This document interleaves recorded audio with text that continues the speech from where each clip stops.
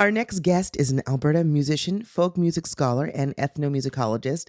He sings well worn traditionals, researches the roots, and shares them in a fashion that feels authentically of another time while still firmly planted in the present. His recently released self titled EP is a beautiful testament to his passion for the past and his commitment to story. I'm talking about the Mike Todd. Hi, Mike. Welcome to On the Rise. Thanks, Dawn. Thanks for having me. Hi. Yeah, hi. Thanks for chatting with me today. I really, really appreciate you taking the time. Okay, I have so many questions for you. First question, were you always a curious person? Absolutely. I think a lot of kids are like that, though. Like you think of kids asking like so many questions like why or where, when, and trying to trace things back. And I've always just kept like that kind of spirit, I guess, and particularly as it applies to music and this style, this genre of music, old time music, a lot of it is so investigative. Mm-hmm. There's an element where you try to trace things back, gaining new knowledge and turning over different rocks and who learned from who and where did this recording take place and where does this song come from. And Mm-hmm. my partner and my partner's mom say that maybe in a past life I would have been a good detective, a true detective, A because gumshoe, yeah. yeah, a lot of this type of music, there's a detective element to it, trying to trace things back to origins or roots or just as far back as one can kind of go. Yeah, I find it really, really interesting because I feel like style is really just a representation of culture and people having a lived experience. When you can trace those connections back musically, it's like a very euphoric feeling because you're like, oh my gosh, this song is connected to this song, and this person was like hanging out with this person.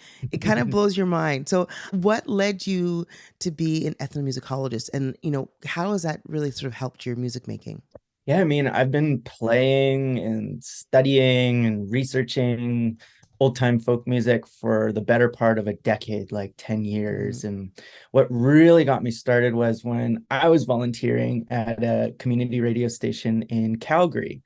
It was at the university, CJSW, and they had libraries full of CDs and vinyl. And Mm. I would spend most of my kind of free or waking hours in that library just going through the bins. Light blue was the color for the genre of folk. Eventually, just made my way through the entire kind of section. And that's really where the floodgates kind of opened, or I really dove into the deep end. And over the course of the last decade, I've gotten a master's degree in ethnomusicology, which I always describe to people as like about a step below a philosophy degree in terms of getting hired. Yes. But it was great to be with like-minded people, people who were into really niche, obscure, but historically important, or even, today important, like styles of music or instruments or regions, and to just kind of nerd out about music. Mm-hmm. And I did my degree in old Alberta folk songs. Oh, wow. I think it applies a lot into our live show as well. People tell me that after shows, we play these songs and I have these arrangements that come from my mind and how I hear old time folk Mm-hmm. music. But then I also spend some time giving context or telling the story behind the song. Where did this song come from? A lot of times I find that, these stories are just as applicable or relevant today as they were when they were first recorded, say in the 1920s, or, written 200, 300 years ago. Hmm. So, yeah, I definitely apply it to our live show, and people come up to me after and tell me that they tend to like that, to be given that context. Wow. Yeah, really cool. I think there's much to learn because I feel like so much of old time music is such a foundation for music that we hear today. Why does that feel so important to you to spread the music?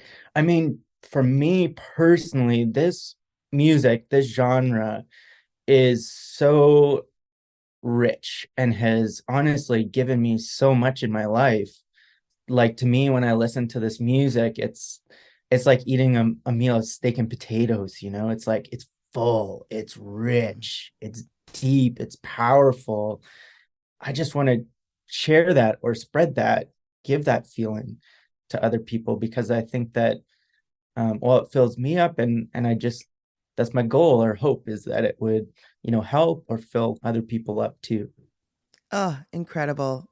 Mike, your passion is like palpable. I'm like, dang, I need to go and like listen to some old time music right now. I'm gonna go listen to Mike Todd's album. Yeah, I would love to play a track from your new album. Can you pick one and tell our listeners a little bit about it?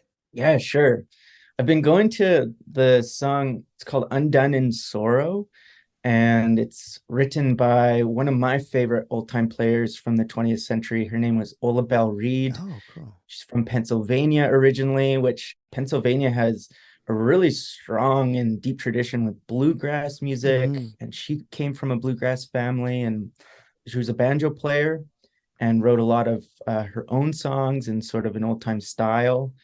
And this is one of my favorite songs of hers. It's called Undone in Sorrow. It's about kind of one person who leaves, goes away, has a lot of gusto and ambition, wanting to like get a lot of like external things or make some Hmm. money and really shake it up in this world.